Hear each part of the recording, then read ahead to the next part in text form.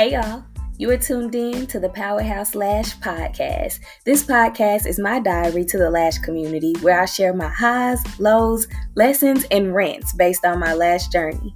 My heart is to share the reality of what it's really like to build a Lash business, and I hope this episode helps you feel seen, validated, educated, humored, and makes your Lash journey a little bit easier. I'm your host, T the Brand, and I'm glad that you're here. Now, let's get to it.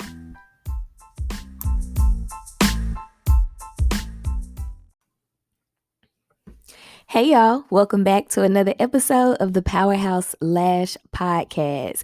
We are wrapping up 2022. Today is December 29th, and we only have like 3 more days left in the year. And I'm looking forward to 2023 and all of the goals that I've set for myself and, just the different things that I want to accomplish for my health, my personal life, my spiritual life, relationships, and, my business, of course. So, in this episode, I'm going to be sharing with you guys some tips on how you can become a better service provider, more specifically, a better lash artist, because that's who I am and that's what I do. So, one of the first pieces of advice that I want to share is to organize everything. Organization is one of the most important tools for life, period, but especially for business. This year, this year I struggled so bad with keeping like receipts organized and money in the right accounts. And next year I am like really buckling down. I said that for 2022, but it's all a learning process. Learning the systems that best work for me, how to use them. I invested in QuickBooks back in August, I believe, and I don't really use it. I haven't really taken the time to learn how to use it. And so at this point, I think I just kind of was spinning my wheels on some money. So my approach for next year, I'm planning to use Excel spreadsheets. My best friend is, I'm sure if you know Excel, then you know how to do all of the things, but she knows how to do all of the things to where she can put the services in there and how much each service is, each discount code. So I can just, go in and enter stuff, but she does all of the magic and engineering behind my Excel documents. And that's what I was using, I think, in 2020 and maybe a piece of 2021. But even then, I wasn't seriously using it. And as my business is growing and expanding and I'm learning more, it's just super important for me to organize my money, if nothing else. So making sure that you organize everything so that you know what you're making, you know what you're investing, you know what expenses are just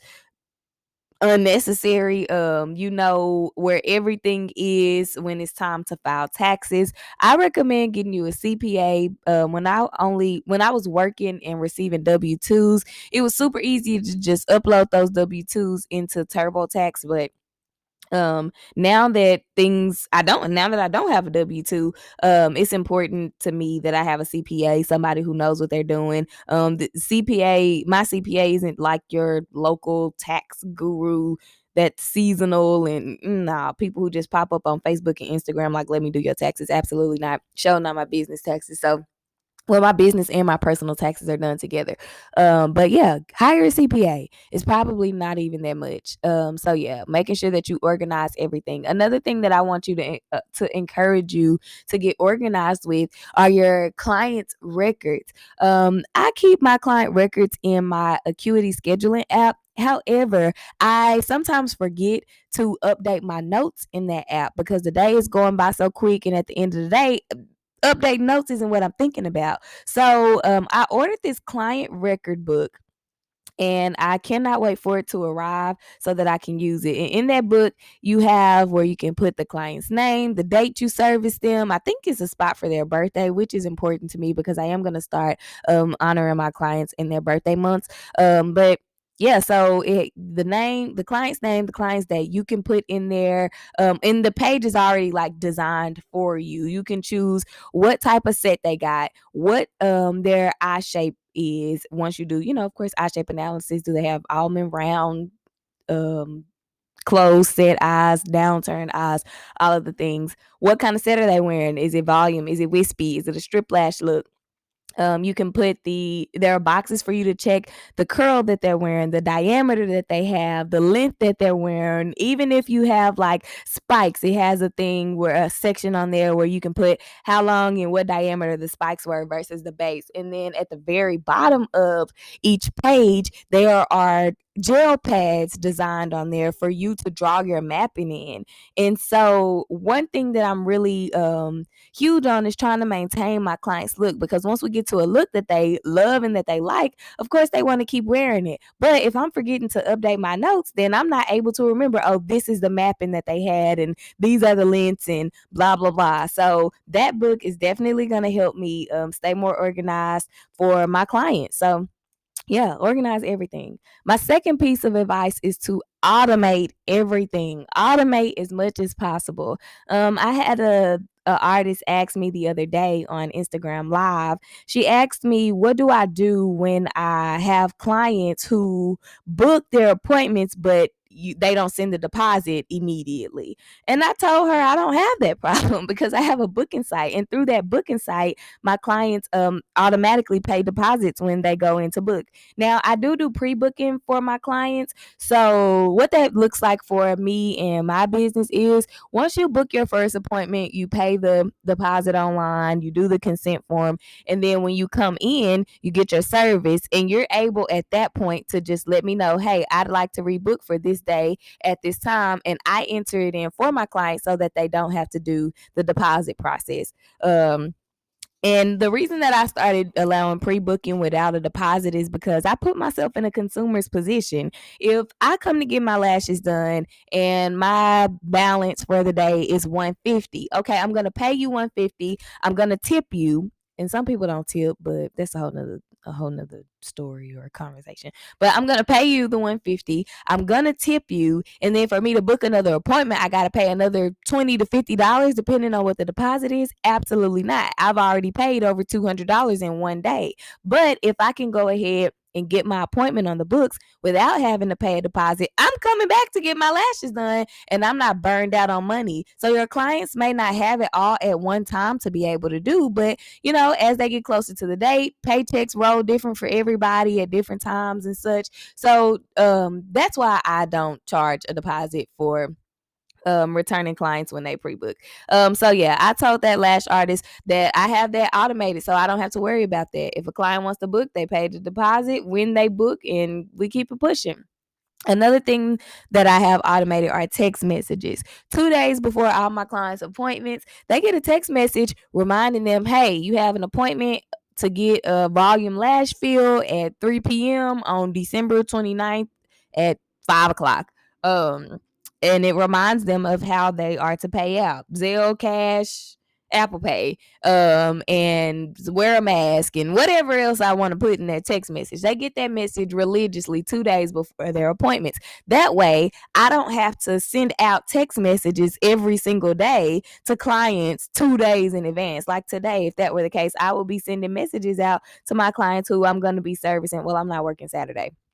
That's New Year's Eve. But if I were working New Year's Eve, I would have to be sending messages out today for Saturday. And that's just a lot to keep up with, especially when you have other administrative things that you have to take care of in your business on top of just being a lash artist. So automate that. I have emails automated. When my clients book, they immediately receive an email letting them know, hey, I appreciate you for booking with me. This is the service. This is the time. This is the location. This is what you need to know. Make sure you review the policies and so on and so forth. So I don't have to worry about sending them out a confirmation email manually because my system automatically does it for me. I'm trying to see what else I may have automated. But yeah, for the most part, everything is automated. The less work that I have to do, the better. And one reason that I really wanted to do that was because when I first started doing my business, nothing was automated. So when people wanted to book, my phone was constantly in my hand. I was constantly sending emails, constantly sending text messages, constantly back and forth in DMs like, hey, I have this time available on this day. Well, that didn't work for a client. So they're like, what about this day at this time? And I'm like, well, I can't do that time, but I can. it's the most, and nobody has time for that. It's so inconvenient. And in the time that they're going back and forth, talking with you, waiting on you to respond, and you not being able to enjoy your life, they can go book with somebody else who has a booking site and everything is clear on there. So make your life easier, make your clients' lives easier. Automate everything for convenience, theirs and yours. So yeah, that's my little spiel on that.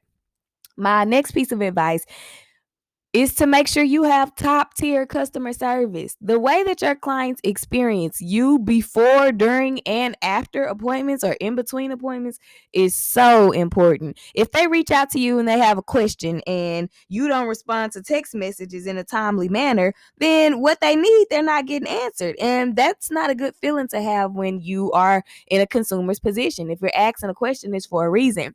And service providers already have a bad rap and not wanting to answer potential and clients and potential clients questions. So you don't want to leave your clients on red. Like, they are what makes our business survive.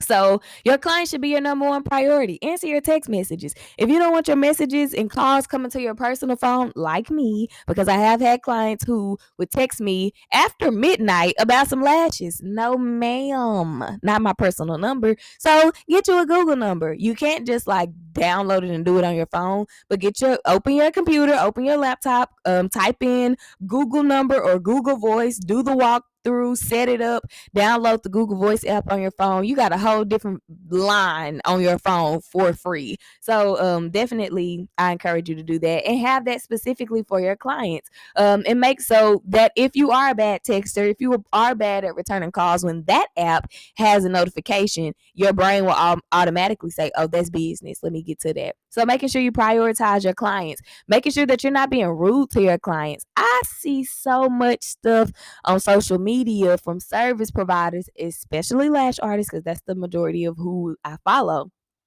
And they are so rude to their clients. And I know a lot of stuff is done in the name of humor, but there is a fine line between humor and disrespect. If your reels are to a sound and you're acting out or talking about when clients are lingering behind after their appointment and they need to get the hell out, and I'm saying hell out because it's actually something that I saw on the reel, that's not cool. It may be funny to some lash artists. It may be funny to a few clients if they know you. However, if somebody is looking to find a new service provider and that's what they see on your page, they're probably not going to book with you. It comes out very rude and very disrespectful. So please make sure that when you are producing content, don't just do anything for a like, don't do anything for a follow or a share. Make sure that you are providing value to your clients and really sharing with them who you are, what you're about, as well as your business, and give them like a feel of what it's going to be like when they come to you. So yeah, don't play yourself like that. Another thing with top tier customer service is reaching out to your new clients before they come. So I learned this at LashCon from a really cool lash artist I was able to meet and connect with. When she has new clients who book, she reaches out to them, sends them a video like, hey, Tiara, I'm so glad you booked with me. I can't wait to meet you. This is how the service is going to go. This is what you do when you arrive, blah, blah, blah. And it just makes them feel appreciated, as they should feel appreciated. And it makes them feel more warm and welcoming, especially if it's their first time receiving the service, period. And you probably wouldn't know that, of course, unless you ask or when they get there and you do your client consultation. But it's just important to make sure that you are, again, treating your clients like they are important as they are, and having top tier customer service. One last thing about customer service, y'all got to stop getting on Instagram fussing. That is like driving more people away than it is bringing people in. If I get on your page and all I see is you going off about, oh, how everybody canceling last minute and your business can't take that, and you're adding a cancellation fee, and if you're late, you're adding a late fee, and you're going to have to pay the... Listen, nobody cares. Nobody cares, and you're fussing. So no, I don't want to come to you with your mad self. Y'all, the only thing that should go on your social media page are eyelashes, and why people need eyelashes from you. If you look at my social media profile, you don't see not a policy, not a price. If people want to know that information, they can click the link in my bio, and you can have all of what you need. If you have any questions, then yeah, of course, DM me and I'm going to answer the questions that you have. But stop fussing at people on Instagram. Stop posting all your policies and posting all your changes. When you change things in your business, the only people who need to know are your current clients. When I decided that I was going to change my prices, I sent all of my clients a text message letting them know, hey, this is what's new. This is what's happening. This is when it's happening. This is why it's happening. This is how it's going to serve you. This is what you're getting more out, or this is what, be added to services and blah, blah, blah. Everything, everybody else who comes along, you see it when you go to the booking site. Because the only thing I want you to think about when you see Powerhouse Lashes by TTB on social media is lashes, and I need them. So that's that, because I can go on that rant for like a whole forever. So yeah, make sure that you have top tier customer service. Another thing that I would recommend, and that I'm doing, looking forward to doing too in 2023, is upgrading my customer experience. So customer service is you interacting with your clients, but their experience is how they intake your space and their appointment time. So a few things that I'm looking to add is a little table to my lash room for when my clients, when they enter in, or when they exit, that has an affirmation bowl, maybe a humidifier on it, but you got to be careful with the humidifiers, because that plays with like the temperature and humidity in your lash room and retention and all the things. So thinking about adding that, maybe some lights to the wall, some plants, a snack cart, so that they can, exit and take a water or take a juice or whatever's on the cart, and chips or, whatever. So yeah, just adding different things. I have invested in some not lash. I've invested in some eye and lip masks. It's cold outside right now. So restoring collagen to their skin to keep it youthful and the elasticity in it, that's important. Crusty lips are a thing in the wintertime. So those masks are hydrating for their under eyes as well as their lips. So just adding little things to make your clients feel more appreciated. Don't just up your prices and not give them nothing. Like, come on. Yes, we know inflation is happening. We're in a recession. The cost of products are going up, the cost of everything is going up, but I just don't feel like that's a good enough reason to be like, hey, I'm raising my prices. Like, no, make sure that you're offering your clients something in return when you are raising your prices. Like, you are here to serve and service them. So if you're making more money, they should be receiving more somewhere. So yeah, that's my spiel on that. My next piece of advice is to take care of yourself. That is so important. Like, how are you going to have a successful business if you are not successfully taking care of the person who has to run the business? Because you're not just a business owner. You may be a mom. You may have a full-time job or another part-time job, and then you're your own person. And it's important to make sure that you are taking care of you, refueling you. Things that I've started doing since LashCon, and it's crazy that it's only been like a month and a half since LashCon, and so much of me and my business has changed. Y'all go to LashCon. Tickets are on sale now. But things that I have done, I get up at 6 in the morning. At first I was getting up at 6 in the morning every morning. That has kind of fallen off during the holiday season because one is super busy, so I be super tired. Two, I'm working on a bunch of other things, so yeah, sometimes it's just the tired. I can't, there's no other reason. I be tired and I stay in the bed sometimes. So yeah, so I get up at 6 in the morning. I do yoga, and yoga, I can't say like that I see results or changes in my body. Yes, I can. My flexibility is like coming back. Y'all, I used to dance in college. I was a black fox. Let me clear that up when I say I danced in college. Yeah, so I danced majorette style from like 2009 in high school to when I graduate. 2016. So yeah, I'm seeing my muscles kind of loosen back up and get my flexibility back. Yoga also wakes my body up. So one thing that I've noticed is when I get up in the mornings after 6 a.m. and don't do my morning routine, I'm tired. I'm kind of dragging. I'm a little groggy until my client calls and it's like, hey, I'm here. And then I have to like snap into it. But when I get up at 6 a.m. and do that yoga, my body is awake. I'm able to get work done while the house is still calm. Ain't no washer going, no dryer going. Sparkle, which is my puppy, her little feet ain't clacking all over the house. My boyfriend isn't moving around or anything like that. Outside is quiet and I'm really just able to sit and focus. I get to journal and pray and just really spend time with God and be intentional about taking care of me.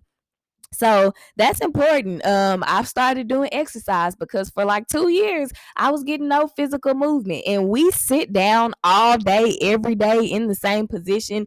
And it is so important to move our bodies, to exercise, make sure we drink water. It's hard to stop lashing, especially when you're in the flow, and grab some water. But you have to take care of you. Stop skipping meals. Oh my God. I get up early now and I'm able to eat in the mornings and I'm able to eat lunch because of how I've altered my schedule, my Lash schedule, and I get to eat dinner, which we usually all eat dinner, but still make sure that you are eating. It will make your Lash days easier. Your body will feel better. Your brain will feel better. The fatigue you feel mentally after you've been lashing all day, it will decrease and you will feel a lot better. Eat, drink the water, and I love Red Bull, so I don't want to encourage you to do that if that ain't your thing, but I be needing it.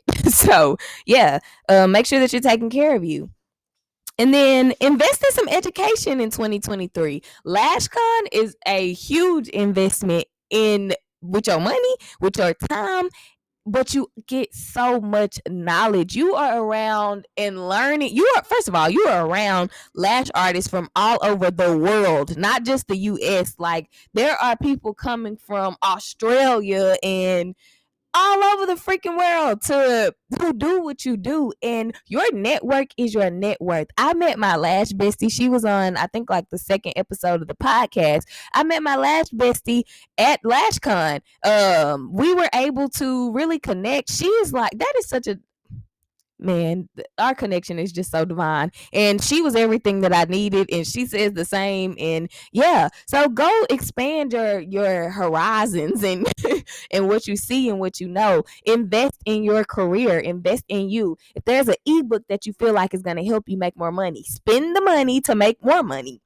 If there's a class, if you don't know how to do a certain set or style and you need to get better at it, stop wasting your time, wasting your product, spinning your wheels. Spend the money. If there's something that I feel like is going to help me make more money, I'm going to spend what I got to spend so that I can capitalize and build and make more money. So yeah, invest in your education this year. Even if it's just a few books, like Atomic Habits is a great book by James Clear. You're a Badass by Jen Sincero, one of my favorites. You're a Badass at Making Money, one of my favorites. Way of the Wolf was a cool book. But invest in books to help you just think different and see different. Whatever it is you need to invest, okay? So that you can get better and not be in the same place that you are right now or barely along the lines that you are right now. And when you make investments and learn stuff, apply the things that you're learning. It's probably going to suck at first because that's a part of learning,